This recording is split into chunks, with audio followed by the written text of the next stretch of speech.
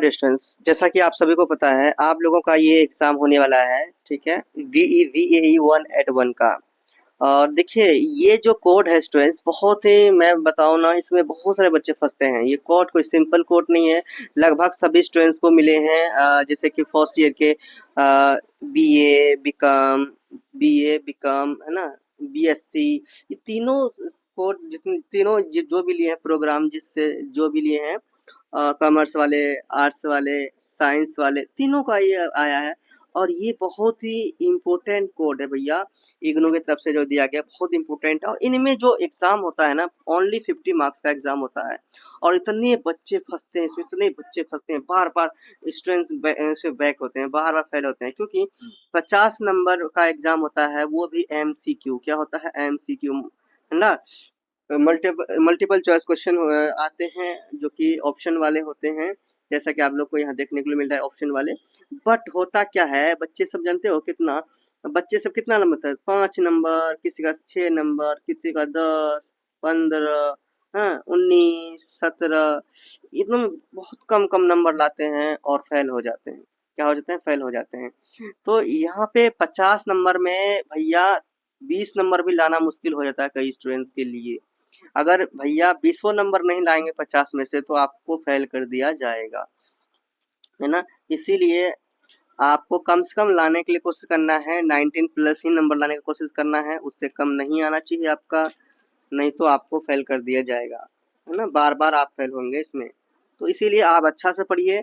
इसलिए इस बार जो मैं आप लोगों को लेके आया हूँ, वो लाया हूँ सैंपल फॉर। देखिए बहुत सारे स्टूडेंट्स के पास ये बुक नहीं है, नीरज का।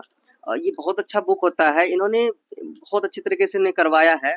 और मैं ये बताऊं आप लोगों को स्टूडेंट्स, क्या बताऊं, मैं बताना ये चाहता हूँ कि ये जो मैं करवा रहा हूँ ना, आप लोग खुद से भी, आपके पास बुक है, आप लोग खुद से भी कर सकते हैं। कहीं ऐसा भी सोच लेंगे मेरे पास तो बुक है, मैं खुद से कर लूंगी या कर लूंगा।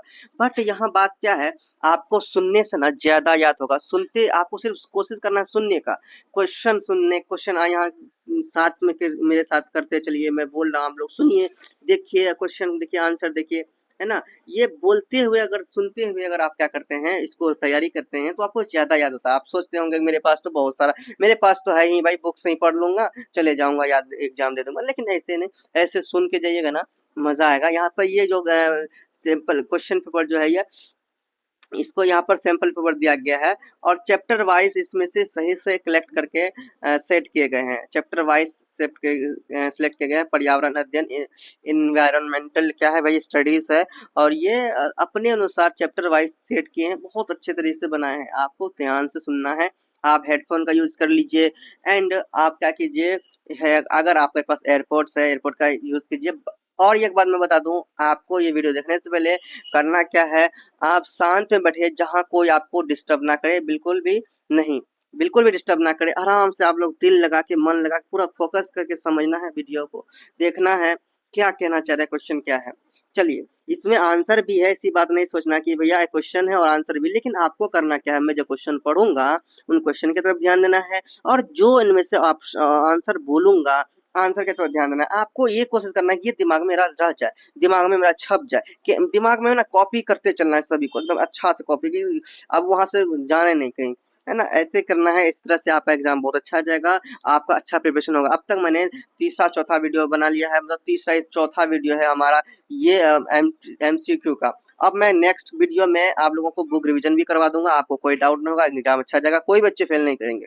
अंडरस्टैंड। चलिए, टाइम वेस्ट नहीं करते, स्टार्ट करते हैं। और चैनल को सब्सक्राइब नहीं किया तो चैनल को सब्सक्राइब कर लीजिए, बेल आइकन को दबा दीजिए। चलिए, जाने से पहले, स्टार्ट करने से पहले माँ सरस्वती का नाम लिए, बोलिए जय माँ सरस्वती। आप लोग अपने अपने भगवान का नाम, ईश्वर का नाम, गॉड का, खुदा का, जिसका नाम लेना भाई लीजिए। चलिए स्टार्ट करते हैं। ओम श्री सरस्वती नमः। प्रश्न नंबर 1 है, निम्नलिखित में से कौन सा कार्बन चक्रण में योगदान देता है? श्वसन, प्रकाश संश्लेषण, जीवाश्म ईंधन, दहन, और उपयुक्त सभी। तो श्वसन, कार्बन के चक्रण में जो काम देते हैं वो श्वसन, यहाँ पे कार्बन चक्रण में जो योगदान देते हैं वो श्वसन भी होता है, प्रकाश संश्लेषण भी होता है, जीवाश्म ईंधन भी होता है। तो ये उपयुक्त सही सभी आपका क्या हो जाएगा, राइट हो जाएगा। क्वेश्चन नंबर 2 है आपका स्टूडेंट्स, थार थार रेगिस्तान में कैलोटीस और यूरोमेस्टिक्स किन दंतों में परभक्षी है? रेगिस्तान टिड्डी, रेगिस्तानी जरबिल, रेगिस्तानी ड्रैगन फ्लाई या फिर रेगिस्तानी सांप। तो याद रखना, आपको याद क्या रखना है, केलोटिस और यूरोमेस्टिक्स जो है परभक्षी है, जंतुओं के परभक्षी है रेगिस्तान में, वो आपको यहाँ पे याद रखना है। क्या भैया? रेगिस्तानी टिड्डी, है ना, रेगिस्तानी टिड्डी याद रखना है। अगर इस टाइप की आपको देखिए क्वेश्चन घुमा के पूछे जाएंगे, ये ऑप्शन जो दिख रहा है ऑप्शन भी कभी कभी घुमा देंगे, है ना। चलिए, भटकना बिल्कुल भी नहीं है। नेक्स्ट देखिए क्वेश्चन है आपका प्रश्न नंबर 3। एक डेट्रिटस अपर अपरद आहार श्रृंखला आरंभ होती है सदैव महासागर में उत्पादक के साथ अ, अपक्षयी कार्बनिक पदार्थ से, वायु प्रदूषण से। तो अपक्षयी कार्बनिक पदार्थ से होता है, ये ऑप्शन आपका सही है। आप लोग देखते चलिए, भारत में कौन से रुद्ध जलागार पाए जाते हैं? तो भारत में पाए जाते हैं आपके ऑनस्टेम, है ना, क्या पाते हैं? ऑनस्टेम रुद्ध जलागार पाए जाते हैं। वह प्रक्रिया को अनंत काल तक संसाधन आधार को श्रेणीकृत किए बगैर जारी रह सकती है, जिस पर हम निर्भर रह सकते हैं, क्या कहलाती है? ऑप्शन देखते हैं हमारा, ऑप्शन क्या है? ऑप्शन है हमारा सतत विकास, संरक्षता और संपोषणीयता, या इनमें से कोई नहीं। तो भैया संपोषणीयता होगा, है ना, क्या होगा? संपोषणीयता होगा। वह प्रक्रिया जो अनंत अनंत काल तक उस संसाधन आधार को श्रेणीकृत किए बगैर जारी रह सकता है, तो जिस पर हम लोग निर्भर करते हैं, तो संपोषणीयता कहलाएगा भैया। क्या कहलाएगा यहाँ पे? संपोषणीयता। ठीक है, तो आपसे सही हैगा। अब देखिए क्वेश्चन नंबर 6 क्या है? शीतोष्ण क्षेत्रों में अक्सर वृष्टि छाया वाले क्षेत्रों में डैश बन जाते हैं। तो वृष्टि छाया वाला क्षेत्रों में याद रखना मरुस्थल। ठीक है, मरुस्थल वाले क्षेत्रों में क्या बन जाते हैं? मरुस्थल बन जाते हैं, अक्सर वृष्टि छाया वाला। ठीक है, ये सब याद रखते जाना है। इन वन क्षेत्रों में कोहरा बहुत अधिक पड़ता है, जो वर्षा की तुलना में पानी का अधिक महत्वपूर्ण स्रोत है। क्या होगा? ऑप्शन नंबर देखिए क्या है? शीतोष्ण सदाबहार वन, उष्णकटिबंधीय वर्षा प्रचुर वन, शीतोष्ण वर्षा प्रचुर वन, उष्णकटिबंधीय मौसमी वन। तो इसका राइट आंसर क्या होगा? शीतोष्ण वर्षा प्रचुर वन ना, क्या होगा इसका राइट आंसर क्वेश्चन 7 का? शीतोष्ण वर्षा प्रचुर वन, है ना। चलो, इसमें से कोहरा अधिक पड़ता है इस वन में। 8 नंबर में देखिए, जैव विविधता को हानि पहुंचने के पीछे मुख्य कारण होता है CO2 के स्तर में परिवर्तन, भू उपयोग में परिवर्तन, वायु नाइट्रोजन का स्तर बढ़ना, उपरोक्त सभी। तो ये उपरोक्त सभी होगा, यानी ये तीनों जो ऑप्शन है, ये तीनों ऑप्शन सही है, इसीलिए यहाँ पे ऑप्शन एक ऑप्शन दिया उपरोक्त सभी का, यही सही जवाब है। क्वेश्चन नंबर 9 है, औषधि जड़ी बूटी खाद फल फूल पत्तियां आदि कौन सी श्रेणी में सम्मिलित है? गैर लकड़ी वन में, वन उत्पाद में, कृषि उत्पाद में, लकड़ी वन उत्पाद में। देखिए इस तरह का क्वेश्चन आता है ना, ज्यादातर आंसर आपका गैर लकड़ी वन उत्पाद होता है। ठीक है, देखिएगा। उसके बाद आपका भैया कितना नंबर है? 9 नंबर हो गया।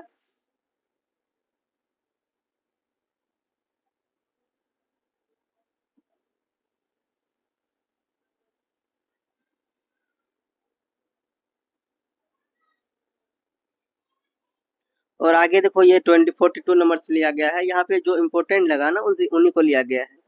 ऐसे पदार्थ जो खाद्य श्रृंखलाओं के माध्यम से मानवों खाद्य पदार्थ के माध्यम से क्या मानवों में संचित हो जाते हैं तथा स्वास्थ्य समस्या पैदा करते हैं, वो कहलाते हैं क्या भैया? वो अस्थाई कार्बनिक, है ना, अस्थाई कार्बनिक, यहाँ पे थोड़ी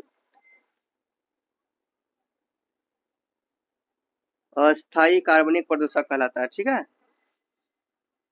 43 नंबर देखिए, केरल में कुंती नदी के तंग घाटी में बहुमूल्य पादप और जंतु प्रजातियों को बचाने के लिए कौन से आंदोलन आरंभ हुआ? तो वहां पे हुआ स्टूडेंट साइलेंट वैली आंदोलन। कौन सा आंदोलन याद रखना? साइलेंट वैली आंदोलन, है ना। ऑप्शन नंबर 2 आपका राइट है। जीवाणु जो अपना भोजन स्वयं बनाने के लिए पृथ्वी के भीतरी भागों से निर्मुक्त होने वाले समान रसायनों का उपयोग करते हैं, वो कहलाते हैं रसो रसो संश्लेषी। क्या कहलाते हैं? रसो संश्लेषी कहलाते हैं। अब यहाँ देखिए क्या है 45 नंबर, पत्थरों की वह परत जिससे होकर वर्षा जल नीचे, वर्षा जल क्या होते हैं, वर्षा जल नीचे अंतःस्रावित होता है, क्या कहलाता है भाई, जलभर कहलाता है, क्या कहलाता है, जलभर कहलाता है। ठीक है, क्वेश्चन को देखने, क्वेश्चन को दिमाग में ना अच्छा कॉपी करने की कोशिश कीजिए, ताकि क्वेश्चन इस टाइप के आएंगे आपके दिमाग से निकलेंगे नहीं, आप आराम से उसको सही करेंगे। पशुओं की प्रजाति के तेजी से विलुप्त होने का कारण है अधिवास की हानि, शिकार, वन्य से अत्यधिक दोहन या पशुओं को पालतू बनाना। पशुओं को पालतू बनाने की वजह से क्या हो जा रहा है, प्रजाति धीरे धीरे घट रहे हैं, विलुप्त हो रहे हैं। ठीक है, क्वेश्चन नंबर देखिए 47 है, सौर ऊर्जा क्या है, सौर ऊर्जा किस श्रेणी में के अंतर्गत आती है, गैर पारंपरिक, पारंपरिक, अनवीकरणीय या फिर आपका इनमें से कोई नहीं। तो सौर ऊर्जा आप कहते हैं गैर पारंपरिक में से, ऑप्शन नंबर राइट है। रसोई के अपशिष्ट सब्जियां, फल आदि कचरा किस श्रेणी के अंतर्गत आते हैं, तो ये सब जो है ये सब्जियां, फल आदि कचरा आते हैं कार्बनिक अपशिष्ट के अंतर्गत। हिमगोप और ग्लेशियरों के पिघलने की प्रक्रिया का मुख्य कारण डैश है, तो ये है भूमंडलीय तापन। ठीक है, क्या है, भूमंडलीय तापन। क्वेश्चन नंबर आपका 50 है, पौधों पौधों की पत्तियों द्वारा जल हानि किस प्रक्रिया द्वारा होता है, वो होता है वाष्पोत्सर्जन द्वारा। देखिए ये क्वेश्चन पेपर 2 है, सैंपल पेपर समझ लो 2 है आपका, नीरज बुक के तरफ से, है ना। बहुत अच्छा इन्होंने किया है, 50 मार्क्स क्वेश्चन पूछे जा रहे हैं, 50 मार्क्स के और 2 घंटे इसमें समय दिया जा रहा है, सब तो सब में वही है। इसको ना सिर्फ ना क्वेश्चन को समझने की कोशिश कीजिए, और इस तरह के क्वेश्चन आएंगे आपको अच्छा से अटेम्प्ट करना है। और देखिए यहाँ पे है 12 फर्स्ट नंबर क्वेश्चन इसमें से क्या है, ब्लू व्हेल कौन से जलीय जीवों के समूह से संबंधित है, तो ब्लू व्हेल जो है, याद रखना, ब्लू व्हेल जो है वो तर्नक से संबंधित है, तर्नक समूह से क्या संबंधित है। ज्वारंद मुख कौन से जलीय परितंत्र का उदाहरण है, तो ज्वारंद मुख जो है वो खारा जल परितंत्र से क्या है, परितंत्र का क्या है, उदाहरण है। क्वेश्चन नंबर 3 है, पारिस्थितिकी अभिगमन इस धारण को पूर्ण रूप से परिलक्षित करता है, वो सतत विकास कहलाता है, क्या कहलाता है, सतत विकास कहलाता है।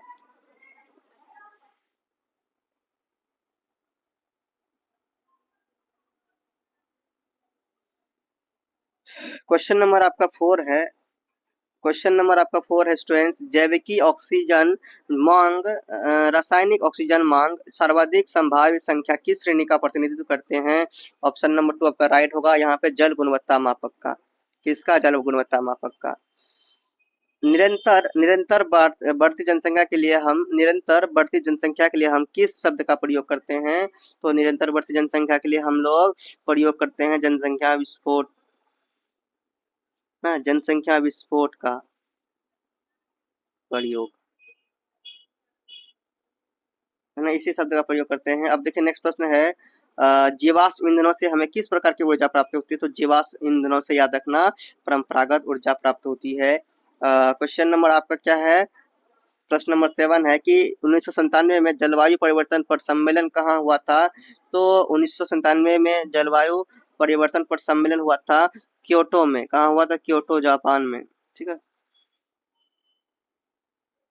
वन कौन सी शाखा, वन वह कौन सी शाखा है, शाखा का संबंध टीक, साल, शीशम और केल जैसी मूल्यवान इमारती लकड़ी के लिए वृक्षों को लगाने के लिए, विकसित करने के लिए, देखभाल करने के लिए, देखभाल करने से है।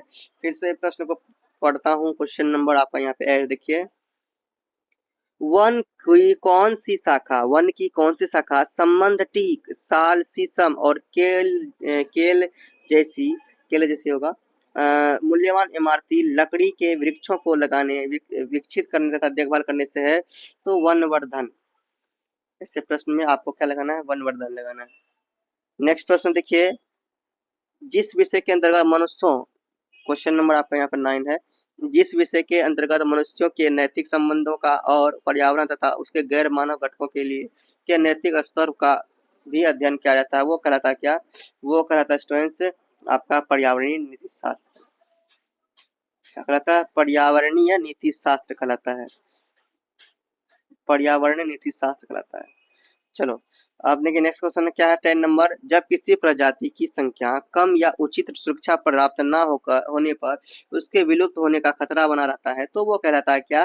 वो कहलाता है इंचुअन संकटापन्न प्रजाति। कौन सी कहलाता है? संकटापन्न प्रजाति कहलाता है। क्वेश्चन नंबर देखिए अब देखिए 11 नंबर देखिए यहाँ पे, निम्न में से कौन से अनुवांशिक रोग हैं? तो अनुवांशिक रोग जो है यहाँ पे सिकिल सेल एनीमिया है।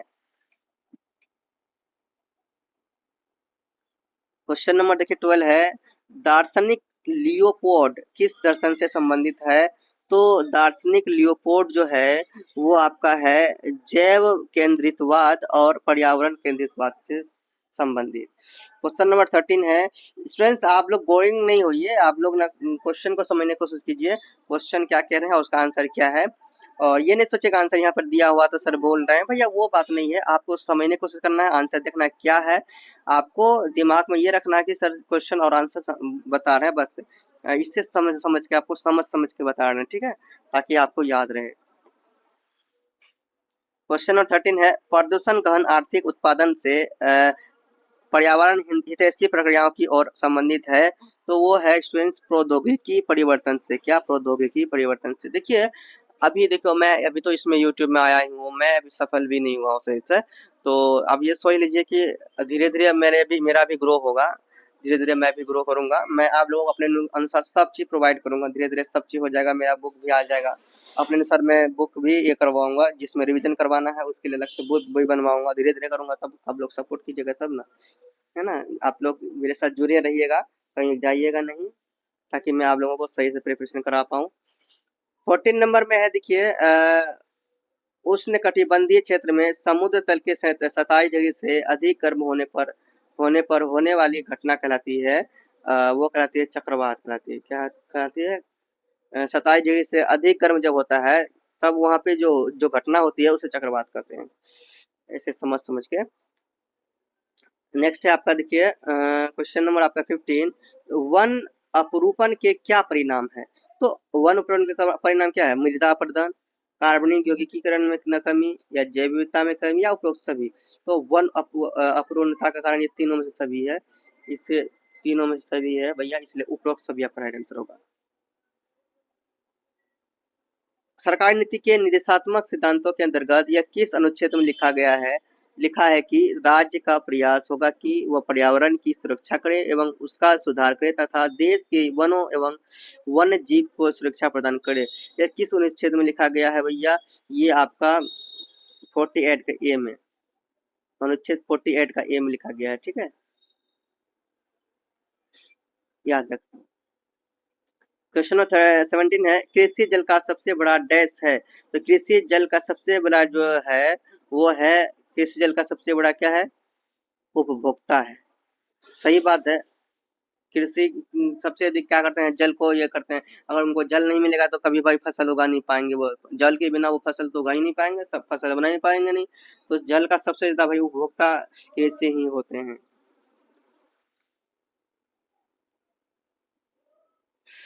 प्रश्न नंबर 18 देखो, गैस ऊर्जा, कोयला ऊर्जा, प्राकृतिक तेल ऊर्जा आदि ऊर्जा किस प्रकार के स्रोत हैं? तो ये सब जो ऊर्जा है स्टूडेंट्स वो पारंपरिक स्रोत हैं, गैस ऊर्जा, कोयला ऊर्जा, है ना, ये सब ऊर्जा आपका पारंपरिक में आते हैं।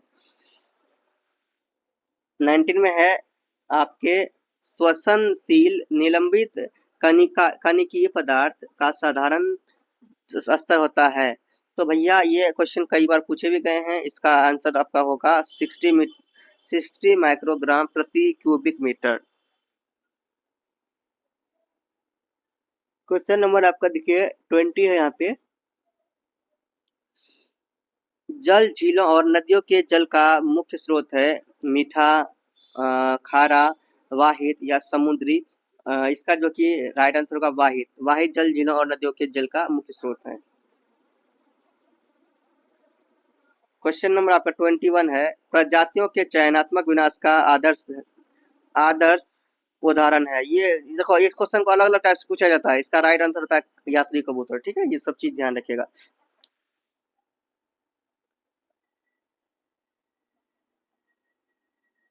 यहाँ पर देखिए वन, आप क्वेश्चन 22 देखिए, क्वेश्चन नंबर 22 देखिए, वन अपरोपन का मुख्य कारण क्या है? वनों में आग, पशुओं द्वारा चराई, पीड़क जीवों का हमल या उपरोक्त सभी। देखिए वन अपरोपन का भैया ये सभी कारण है, वनों में आग लग जाना, पशुओं द्वारा चराई होना, ये वन अपरोपन का ही कारण तो है। पीड़क जीवों का हमला होना, तो इस तरह से हमल होना, ये भी क्या है भैया, उपरोक्त सभी है। ये क्या है भैया, अनुरूपण मुख्य का कारण है। क्वेश्चन नंबर 23 देखिए, वह प्रक्रिया जिसके द्वारा ठोस जल सीधे वाष्प प्रावस्था में बिना तरल प्रावस्था में जाए बिना परिवर्तित हो जाता है, क्या कहलाता है? वो कहलाता है ऊर्ध्वपातन। हाँ, ठोस सीधे जल वाष्प अवस्था में क्या होता है, ठोस से ना, ठोस से डायरेक्ट वो जल बन जाता है और जल से ठोस बन जाता है, गैस नहीं बनता है। तो भैया ये ऊर्ध्वपातन होता है इसका, ठीक है, ऊर्ध्वपातन होता है। रखते ही वो पानी बन जाएगा, मतलब गैस जहाँ गर्म करेंगे तो वहां रखेंगे ना, हीट जब देंगे उसको, डायरेक्ट वो तरल बन जाएगा, है ना। और जैसे ही हीट हटाएंगे वो ऑटोमेटिकली ये बन जाएगा, ठोस बन जाएगा। क्वेश्चन नंबर आपका देखिए 24 है, क्या है? ग्रीन हाउस गैसों की सांद्रता बढ़ने से डैश होता है, भूमंडलीय तापन, जल चक्रण में परिवर्तन,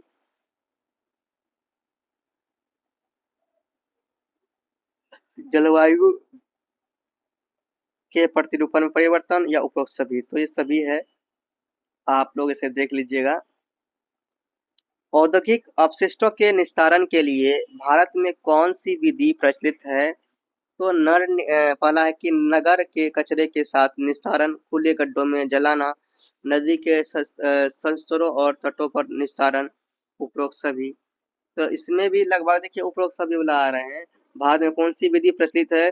तो भैया नगर के कचरे के साथ निस्तारण भी प्रचलित है, खुले गड्ढे में जलाना भी प्रचलित है, और नदी के संस्तरों और तटों पर निस्तारण भी करना, ये सभी क्या है, सभी प्रचलित है।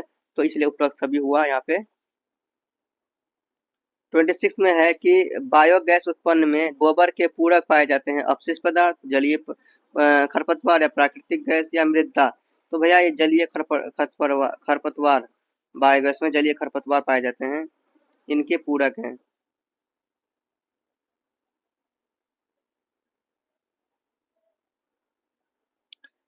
क्रेब और लॉबस्टर उदाहरण है प्लवक का, तर्णक का, नितलक का और पटलक का। तो क्रेब और लॉबस्टर जो है वो नितलक का क्या है, उदाहरण है। आश्वित जल का पीएच मान होता है 5, 6.5, 6। तो आश्वित मान का जो पीएच मान होता है वो 7 होता है। ऑप्शन नंबर 4 राइट, जो राइट आंसर। भारत में भारत में देश के लिए वार्षिक पर्यावरण स्थिति रिपोर्ट बनाना किस समिति के अंतर्गत आता है? तो वो आता है स्टूडेंट्स पर्यावरण नियोजन की राष्ट्रीय समिति के द्वारा, है ना, पर्यावरण नियोजन की राष्ट्रीय समिति के द्वारा आता है ये। Option number 2। नेक्स्ट प्रश्न है देखिए, ऊर्जा ऊर्जा पारिस्थितिक तंत्र में डैश के द्वारा प्रवेश करती है? तो उपभोक्ता के द्वारा, किसके द्वारा? उपभोक्ता के द्वारा। क्वेश्चन नंबर 31 देखिए, जीव मात्रा ऊर्जा, भूतापीय ऊर्जा, ज्वारीय ऊर्जा आदि ऊर्जा के किस प्रकार के स्रोत हैं? तो जीव मात्रा, भूतापीय ज्वारीय ऊर्जा, ये सब है गैर पारंपरिक। देखिए स्टूडेंट्स, मैं आप लोगों को जब बुक रिवीजन करवाऊंगा ना, ये सब सभी डाउट क्लियर जरूर करूंगा, समझ में आ रहा है? इस आपको टेंशन लेने की जरूरत नहीं है, यही सब डाउट क्लियर कराऊंगा। अब देखिए नेक्स्ट प्रश्न देखते हैं हम लोग, 32 नंबर।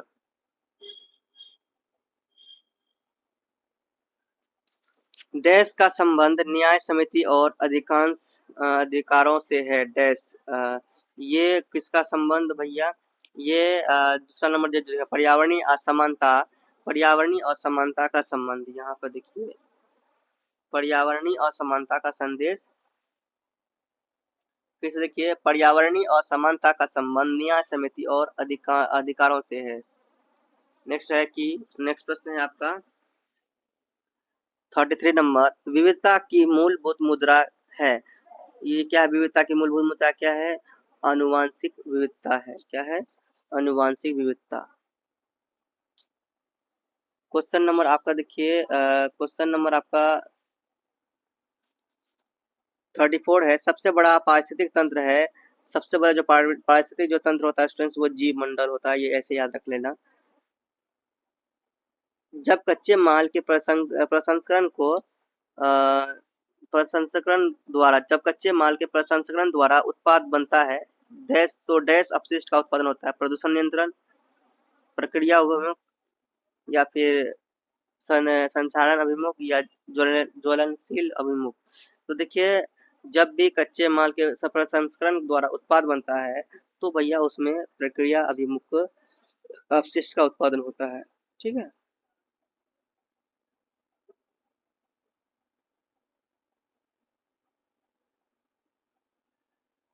क्वेश्चन नंबर हम लोग आप देखते हैं 36।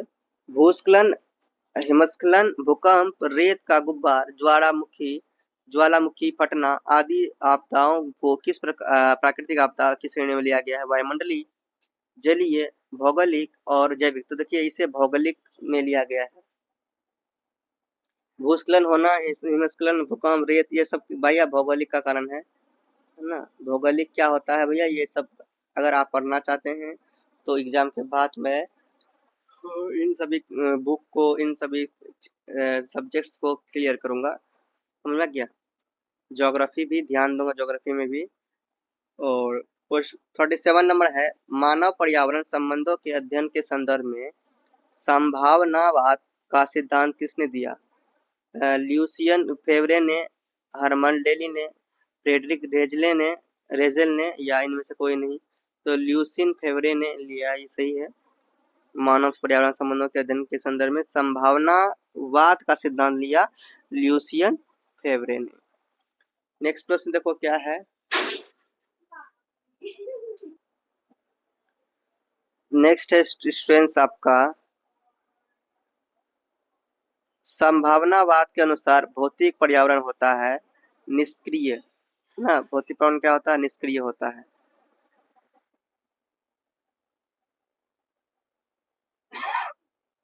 39 नंबर देखिए, मानव रुधिर में जल की मात्रा होती है, मानव रुधिर में जल की मात्रा 90% होता है। वह प्रक्रिया जिसके द्वारा जल सीधे वाष्प से ठोस या प्रवस्था में परिवर्तित होता है। वाष्प से, अब देखो ये वाष्प से क्वेश्चन कंफ्यूजन वाला है ना। इससे पहले जो क्वेश्चन था वो ठोस से किस में बनता था? डायरेक्ट तरल में, है ना। ठोस से डायरेक्ट द्रव में पहुंचता था, यानी कि कोई गर्माता था अगर ठोस को, पानी बन जाता था, और पानी को गर्माएगा तो डायरेक्ट ठोस बन जाएगा। यहाँ पे गैस वैस कुछ नहीं निकलेगा। तो यहाँ पे जो है जल से सीधे वाष्प बनेगा। इसमें क्या होगा? जल से वाष्प बनेगा, ये निक्षेपण कराता है। मान के चलो जल से सिर्फ वाष्प, जल द्वारा, जिसके द्वारा जल सीधे वाष्प से ठोस, जल जो है कि वो वाष्प से क्या होगा? ठोस बन जाएगा। ठीक है। वाष्प से क्या होगा? जल द्वारा सीधे वाष्प से डायरेक्ट ठोस बनेगा और कुछ नहीं। वाष्प से वो उड़ेगा नहीं, वाष्प से वो ठोस बन जाएगा। तो भाई वो निक्षेपण कराएगा, डिपोजिशन। यहाँ पे देखिए क्वेश्चन नंबर 41 है, प्राणी और विचार पर संयम रखने, गति पर नियंत्रण रखने तथा भोजन और पेय पदार्थों को परखने की सलाह किस धर्म में दी गई है? हिंदू धर्म, जैन धर्म, बौद्ध धर्म, ईसाई धर्म। तो भैया वाणी और विचार पर संयम रखने, गति पर नियंत्रण रखने तथा भोजन और पेय पदार्थों को परखने की सलाह किस धर्म में दी गई है? तो वो दी गई है भैया जैन धर्म में। किसमें? जैन धर्म, ऑप्शन नंबर 2। ऑक्सफोर्ड शब्दकोश में विकास का अर्थ है, ऑक्सफोर्ड शब्दकोश में विकास का जो अर्थ है वह है उन्नयन की अवस्था। क्या है? उन्नयन की अवस्था। नेक्स्ट है 43 नंबर, जुलाई 2001, जुलाई 2001, 43 नंबर, जुलाई 2001 में बॉन में आयोजित जलवायु के मुद्दे पर सहयोगी देशों के मध्य समझौता हुआ, जिसे कहा जाता है, मर्राकेश समझौता। क्या कहा जाता है? मर्राकेश समझौता। कौन सा जंतु आवधिक है ना आवधिक रूप में पानी पीता है और शरीर क्रियात्मक रूप से लंबे अरसे तक उत्तक निर्जलीकरण को सह सकता है? तो वो भैया ऊंट ही होता है। क्या होता है? ऊंट ही होता है। वह इकाई जिसमें ध्वनि का दाब एवं इसका तारत्व दोनों मापे जाते हैं, क्या कहलाते हैं भैया? वो कहलाते हैं आपके, देखिए, डेसिबल ए, डेसिबल, डेसिबल ए, डेसिबल बी, डेसिबल सी। तो वो कहते हैं डेसिबल ए। आप लोग देख लीजिए। क्वेश्चन नंबर देखिए 46 है। क्या है? कौन सी परत हमें हानिकारक यूवी विकिरण सुरक्षा प्रदान करती है? तो ओजोन परत जो होता है वो हमें यूवी विकिरणों से सुरक्षा प्रदान करती है। अब ये यूवी विकिरण क्या है, तो वो उसके लिए अलग से आपको समझना होगा, एग्जाम दे दीजिए फिर।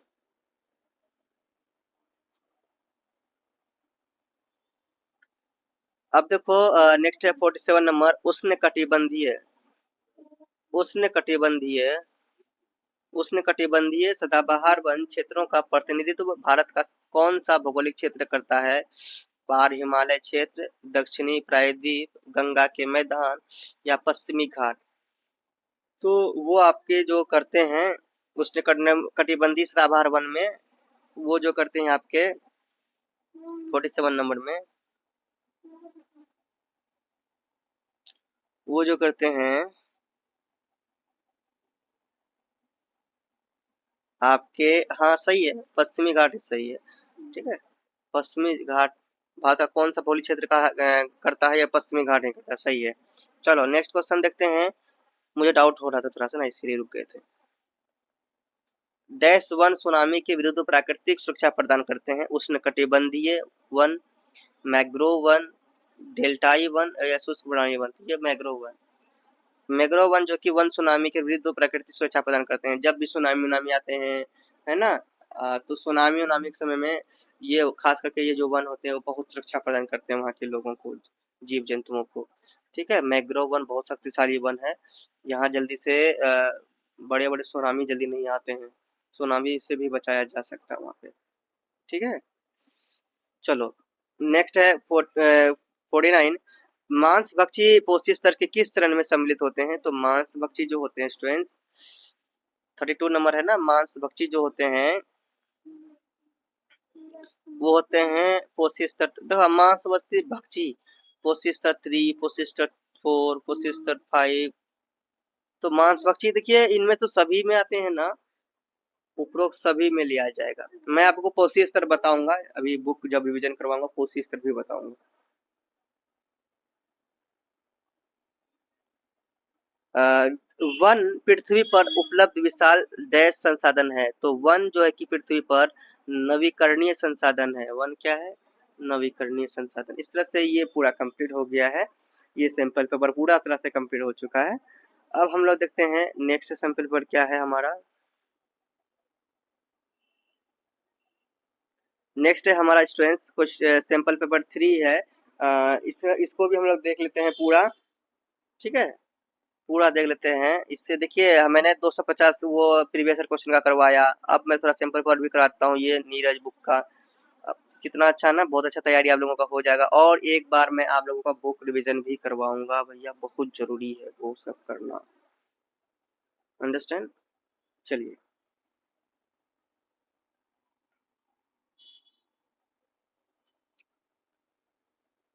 यहाँ पे देखिए स्टूडेंट्स,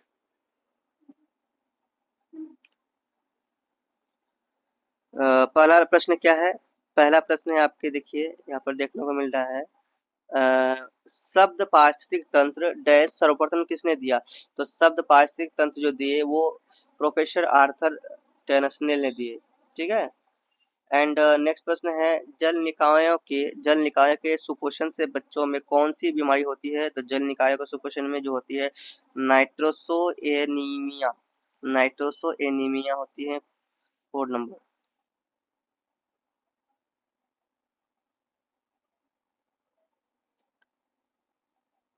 क्वेश्चन नंबर 3 है, भारत में 150 MW की पहली तरंग ऊर्जा परियोजना स्थित है? वो है देखिए आपके याद रख लेना, विंझिजम में है। कहाँ है? वेंजिज्म में है। जॉब जब खाद्य श्रृंखला में रासायनिक प्रदूषकों का उच्च स्तर पर संचयन होता है तो वह प्रक्रिया कहलाता है क्या? वो प्रक्रिया जैव आवर्धन कहलाता है। क्या कहलाता है? जैव आवर्धन।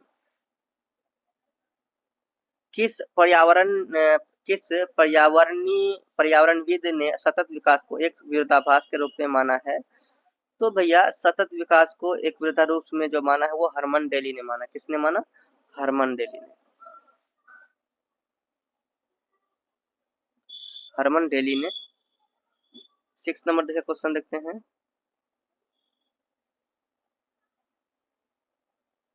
ऑक्सीकरण द्वारा ज्वलनशील अपशिष्टों के निराविषीकरण की प्रक्रिया कहलाती है भस्मीकरण। क्या कहलाती है? ये प्रक्रिया कहलाती है भस्मीकरण। क्वेश्चन नंबर देखिए 7 है, मृदा में उपस्थित अक्रिस्टलीय कोलाइडी गहरे रंग का पदार्थ जो मृदा सूक्ष्मजीवों के लिए ऊर्जा व पोषक का स्रोत है वो कहलाता है क्या? वो ह्यूमस कहलाता है। ठीक है, ये सब ध्यान देने वाली बातें हैं। चलो क्वेश्चन नंबर आपका यहाँ पर 8 है, किस जीवों में अप्रैल से जून के दौरान तेज गर्मी और झुलसाने वाली हवाएं चलती है?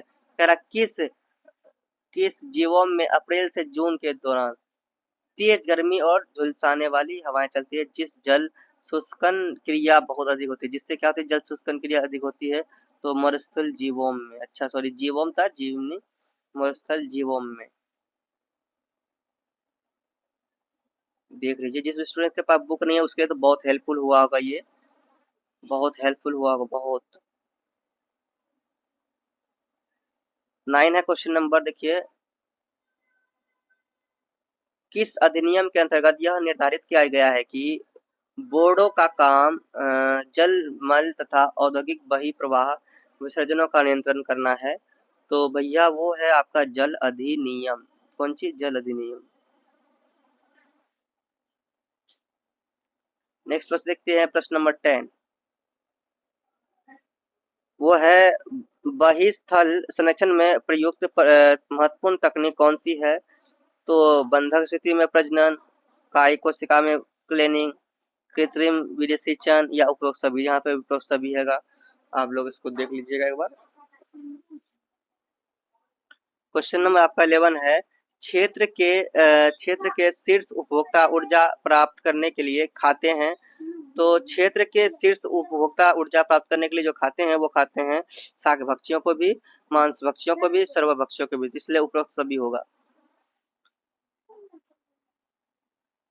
आनुवांशिक प्रजाति और पारिस्थितिकी किसके स्तर है? तो ये जो है आनुवांशिक प्रजाति और पारिस्थितिकी जो स्तर है, लैंगिक विविधता तो नहीं, जैव विविधता है। हाँ, जैव विविधता ही है, ये सही जवाब जैव विविधता है।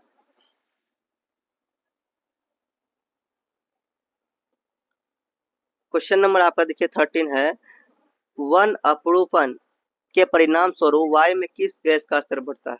वन अपरूपन के परिणाम स्वरूप जो होते हैं वो कार्बन डाइऑक्साइड का जो गैस है वो इसका स्तर बढ़ता है। कार्बन मोनोऑक्साइड नहीं, कार्बन डाइऑक्साइड। क्वेश्चन नंबर देखिए 14 है, जल के अंदर पाई जाने वाली मीथेन किस प्रकार की ऊर्जा का स्रोत है? तो भैया ये जो है आपका भूतापीय ऊर्जा का ही क्या है? स्रोत है।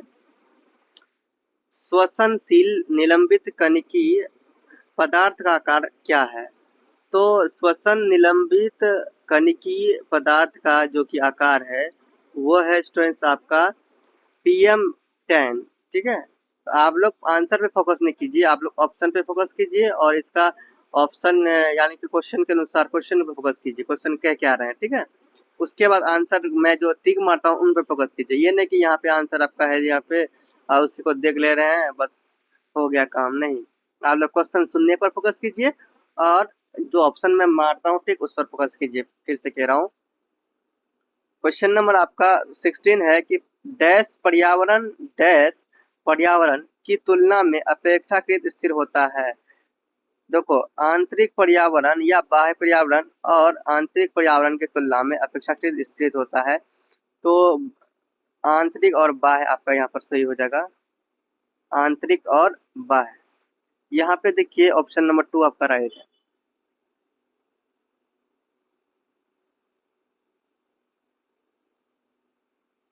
क्वेश्चन नंबर 17 है, कौन सा दिवस ओजोन परत के संरक्षण के लिए अंतरराष्ट्रीय दिवस के रूप में मनाया जाता है? तो ओजोन परत के संरक्षण के लिए जो मनाया जाता है 16 सितंबर को ये दिवस मनाया जाता है। कौन ओजोन परत के संरक्षण के लिए जो अंतरराष्ट्रीय दिवस मनाया जाता है किस कब मनाया जाता है? 16 सितंबर को। ठीक है, चलो नेक्स्ट प्रश्न आपका 17 के बाद 18 नंबर देखते हैं। वो है यहाँ पे देखिए मिस्मी मिस्मी मिस्मी टेकिन नामक शाकाहारी जंतु इस क्षेत्र में पाया जाता है। वो मिस्मी टेकिन नामक जो शाकाहारी जंतु पाए जाते हैं वो पूर्वी हिमालय क्षेत्र में पाए जाते हैं। कहाँ पे? पूर्वी हिमालय क्षेत्र में पाए जाते हैं।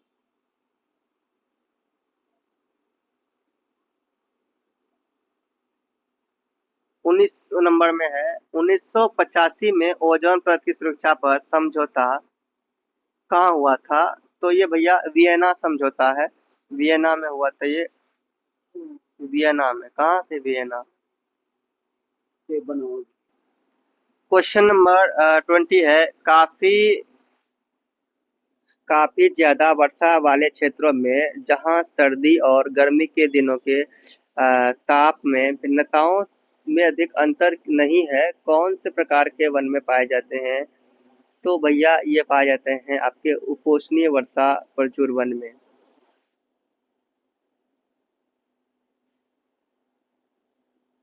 रोग के कारण अथवा उत्पत्ति का अध्ययन किस विज्ञान के अंतर्गत किया जाता है? तो रोग के कारण और उत्पत्ति अध्ययन जो किया जाता है वो रोग हेतु विज्ञान के द्वारा ही तो इसका अध्ययन किया जाता है। वह कौन सा आहार श्रृंखला है जो जंतु और पौधे के मूत्र कार्बनिक पदार्थों से आरंभ होती है कहलाती है क्या? देखिए वह आहार जो जंतु और पौधे के मूत्र कार्बनिक पदार्थों से आरंभ होती है, तो भैया वो तो अपदड़ आहार श्रृंखला कहलाता है। क्या कहलाता है? अपदड़ आहार श्रृंखला। कचरे की 4 व्यापक श्रेणियों में पुरानी दवाइयाँ, पेंट, बल्ब जैसा कचरा किसके अंतर्गत आता है? तो वो आता है आपका, फिर से क्वेश्चन पढ़ूं, कचरे की 4 व्यापक श्रेणियों में पुरानी दवाइयाँ, पेंट, बल्ब जैसा कचरा आता है। वो आता है विषाक्त, ये सब चीजों का कचरा आता है वो विषाक्त अपशिष्ट होते हैं वहीं से आता है। ठीक है,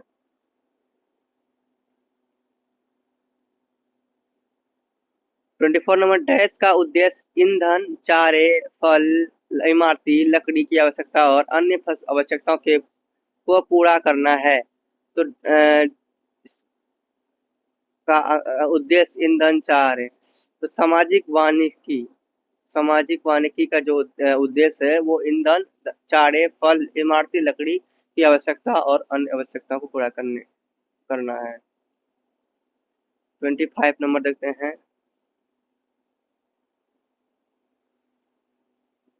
सौर ऊर्जा के लिए किस प्रकार के सेल का प्रयोग करना लाभकारी रहता है? तो सौर ऊर्जा के लिए फोटोवोल्टिक सेल ही क्या होता है? प्रयोग करना लाभकारी होता है। क्वेश्चन नंबर 26 है, कौन से जीवों में झुलसाने वाली हवाएं चलती है तथा शुष्क शुष्कन क्रिया बहुत अधिक मात्रा में होती है? तो मरुस्थल जीवों में। इस तरह का क्वेश्चन मरुस्थल जीवों का भी ये आंसर होता है, ऐसे क्वेश्चन आते हैं तो याद रखिएगा। 27 नंबर है, किसी व्यक्ति का स्वास्थ्य किन कारणों से प्रभावित होती है? किसी व्यक्ति का जो स्वास्थ्य प्रभावित होते हैं अनुवांशिक कारणों से भी होते हैं, व्यवहारगत से भी होते हैं या पर्यावरणीय से होते हैं। तो इससे उपरोक्त सभी से हो जाएगा। ठीक है, इसका राइट आंसर क्या हो जाएगा? उपरोक्त सभी। 27 नंबर का उपरोक्त सभी।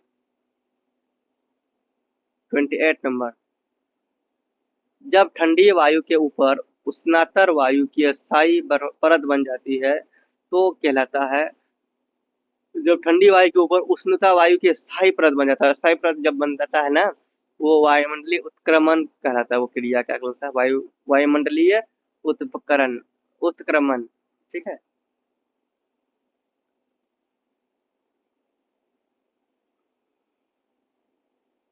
और 29 है, सूचना प्रणाली का निर्माण किस समिति के अंतर्गत हुआ है?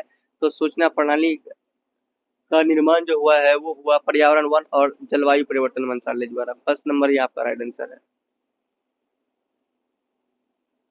जीव मंडल में नाइट्रोजन का मुख्य भंडार है, तो जीव मंडल में जो भंडार होता है मुख्य, वो वायुमंडल में ही होता। जीव मंडल में नाइट्रोजन, हाँ, नाइट्रोजन का जो प्रमुख भंडार होता है जीव मंडल में स्टूडेंट्स, वो होता है आपका वायुमंडल में। होता है वायुमंडल में ही होता है नाइट्रोजन का प्रमुख भंडार। क्वेश्चन नंबर 20, यहाँ पे 3 इज क्वेश्चन नंबर 31। ओजोन स्तर में कमी के लिए उत्तरदायी है, वो है क्लोरोफ्लोरोकार्बन। ठीक है, ओजोन स्तर में कमी के लिए उत्तरदायी है क्लोरोफ्लोरोकार्बन। क्वेश्चन नंबर 32 है, भूकंप की गतिविधियों को रिकॉर्ड करने के लिए डैश का प्रयोग किया जाता है? तो भूकंप की गतिविधियों को रिकॉर्ड करने के लिए सिस्मोग्राफ का प्रयोग किया जाता है। किसका? सिस्मोग्राफ का।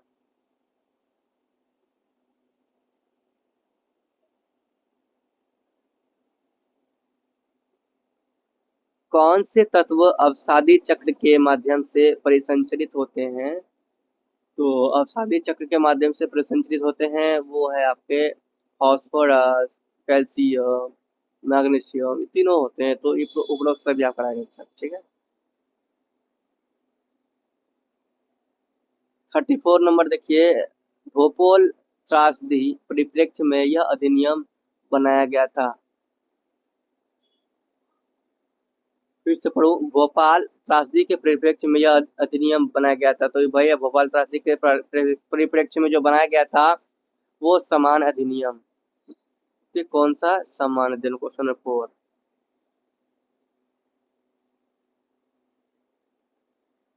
क्वेश्चन नंबर 35 है, देखिए, की सार्वभौमिकता ओजोन की सर्वाधिक सांद्रता वायुमंडल के कौन से भाग में होती है?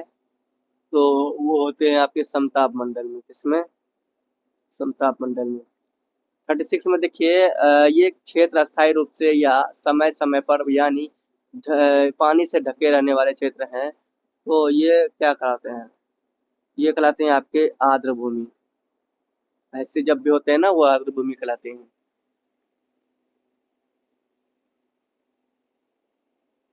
37 देखिए, निम्न में से कौन आनुवांशिक बीमा देता है?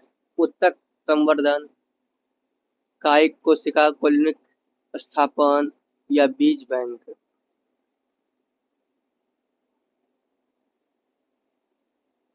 आपका राइट आंसर इसमें बीज बैंक ही होगा। चलिए, क्वेश्चन नंबर अब हम लोग देखते हैं 38।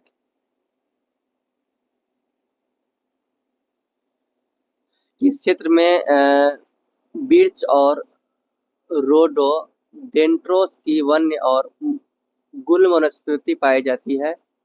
तो आपका उल्प एल्पलाइन क्षेत्र में, उल्प एल्पलाइन क्षेत्र में। ठीक है, उप एल्पलाइन, एल्पाइन क्षेत्र में, सॉरी। तो किस क्षेत्र में बिर्च और रोडोडेंड्रोस पाए जाते हैं? डेंड्रोस की वन्य और गुल्म वनस्पति पाई जाती है। तो याद रखना, उप एल्पाइन क्षेत्र में। किसमें? उल्पाइन, उल्प एल्पाइन क्षेत्र में। क्वेश्चन 39 है, परमाणु रिएक्टर में कौन परमाणु रिएक्टर में ऊर्जा उत्पादन के लिए कौन से पदार्थों का उपयोग किया जाता है?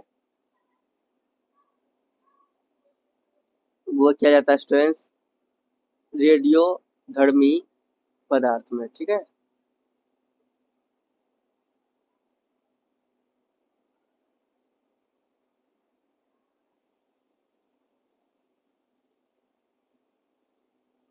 ये हो गया है।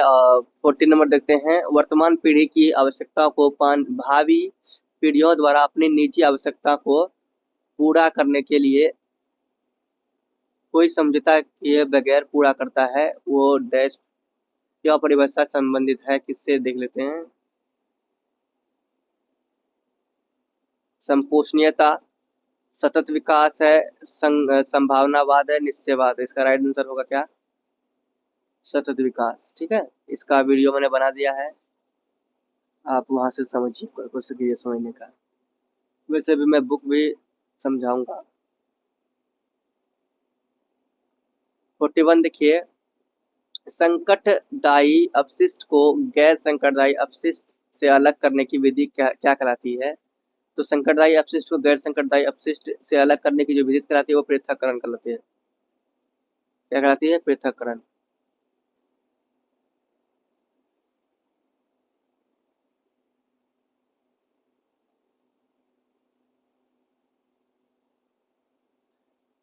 कार्बन सिंक का प्रमुख स्रोत डैश है।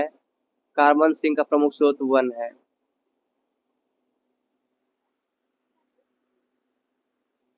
43 नंबर में देखिए, किसी एक स्थान पर लंबी कालावधि में बनी रहने वाली विशिष्ट वायुमंडलीय अवस्थाएं क्या कहलाती है? तो ये भैया काला, फिर से क्वेश्चन पढ़ो। वायु किसी एक स्थान पर लंबी कालावधि में बनी रहने वाली विशिष्ट वायुमंडलीय अवस्थाएं वो कहलाती है जलवायु। ये जलवायु एक ऐसा समय है जो एक समय मतलब एक दशक भी ले सकता है, एक 100 साल भी ले सकता है ना, 200 साल, 50 साल, 200 साल भी ले सकता है। तभी ऐसे ऐसे समय में 500 साल भी ले सकते हैं। ऐसे ऐसे समय में एक बार क्या होता है, क्लाइमेट चेंज होता है। जैसे कि आज से लेके मैं 200-300 साल की पहले की बात करूँ तो उस समय ना इतना ज्यादा संख्या भी नहीं था देश में, धरती में ज्यादा लोग भी नहीं थे। और उस समय बहुत ज्यादा हरे भरे लगते थे सब कुछ, पेड़ पौधे एकदम, चिड़िया उड़िया खूब एकदम आवाज करते थे। इस तरह से पक्के के मकान भी नहीं हुआ करते थे, बड़े बड़े बिल्डिंग है ना, नहीं हुआ करते थे। उस समय सब एकदम हरा भरा, एकदम मजे, शांत लगता था एकदम, फील लगता, क्या फील होता था। आज से मान के चलो, अगर आपका एज मान लो ना 20 प्लस है, तो आप मान लो 15 ईयर्स पहले चले जाओ, आपको कैसा लगेगा? उस समय बहुत कुछ अलग लगा था ना। तो यहाँ पे क्लाइमेट की बात हो रही है, यहाँ पे कोई 10-20 साल की नहीं, 100 साल, 50 साल, है ना, हजारों साल पहले की बात चले जाती है। ठीक है, सदियों चले जाता है, सदियों बीत जाता है, तब ये क्लाइमेट एक बार चेंज होता है। तो भैया वो जलवायु आपका कहलाता है। क्या कहलाता है? जलवायु कहलाता है। 44 नंबर देखिए, ईश्वर में मनुष्य को ले जाकर अदन वाटिका में उसको सज्जित व देखभाल करने के लिए रखा, उपयोग दर्शन संबंधित है। भैया ये भैया ईसाई धर्म से संबंधित है। पृथ्वी पर नाइट्रोजन यौगिकीकरण की प्रक्रिया निम्न में से किस तरीके से होती है? तो ये फर्स्ट नंबर में है, कुछ मुक्त जीवी जीवाणुओं में नील हरित शैवालों तथा राइजोबियम जैसे सहजीवी जीवाणुओं से। दूसरा, मनुष्य द्वारा औद्योगिक प्रक्रियाओं, उर्वरक के कारखानों से या प्रयोग से। तीसरा है आपका बिजली पकड़ने जैसी वायुमंडलीय घटनाओं से, या उपरोक्त सभी। तो भैया आप लोग पढ़ लीजिएगा, इसमें उपरोक्त सभी आपका सही ही जवाब है। ठीक है, उपरोक्त सभी ही सही जवाब है। ये लोग खुद से ना सेट किए हैं, तो इसी अनुसार आपका यहाँ पे दिया गया है। आपका यहाँ पर देखिए लिखा हुआ है, अधिवास के परिवर्त्य का कारण हो सकता है मूल आवास का विखंडन, प्रदूषण, प्रजातियों के संयोजन में मनुष्यों द्वारा बदलाव, या उपयोग उपयोग सभी। इसमें जितने भी बनाए हैं ना, उपयोग सभी दिए हैं। तो ये आंसर सही से डालेंगे तो देना ही पड़ेगा। 47 नंबर देखिए,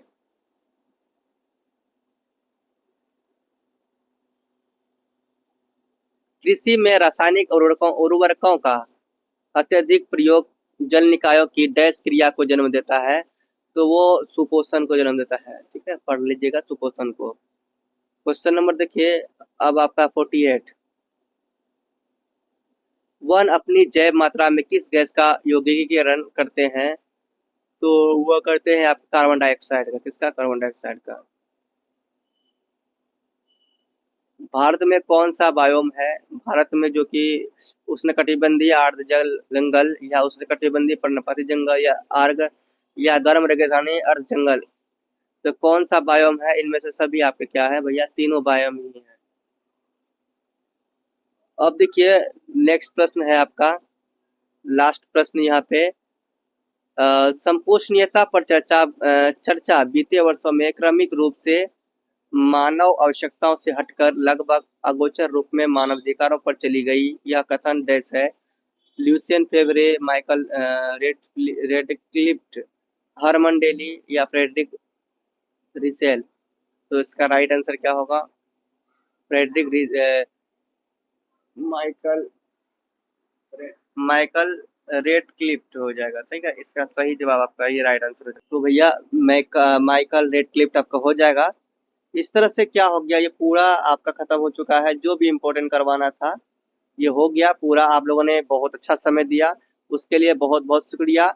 और देखिए आप लोग ये जो ये अभिषेक कुमार का भी शुक्रिया अदा कीजिए, क्योंकि ये बहुत मेहनत करते हैं आप लोगों के लिए, बार बार सजेस्ट कर देते हैं। जो भी एग्जाम होता है ये लोग बहुत मेहनत करते हैं आप लोगों के लिए। क्वेश्चन जो भी सही होता है वो लोग सजेस्ट करते हैं।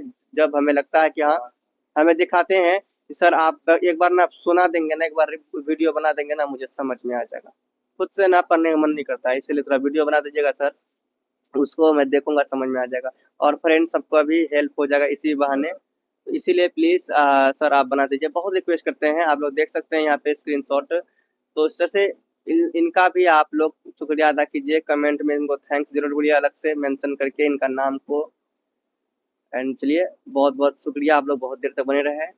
चैनल को सब्सक्राइब नहीं किया, चैनल को सब्सक्राइब कर लीजिए। मैं बहुत जल्दी आप लोगों के लिए लेके आ रहा हूँ बुक, है ना, रिवीजन करवाऊंगा पूरी तरह से। बुक रिवीजन उसमें बहुत मेहनत लग रहा है, मेहनत लगेगा, क्योंकि अच्छा से रिवीजन कर रहा हूँ मैं भी अच्छा से पढ़ रहा हूँ उसको, तभी मैं आप लोगों को पढ़ाऊंगा सही से। चलो मिलते हैं नेक्स्ट वीडियो में, तब तक के लिए बाय।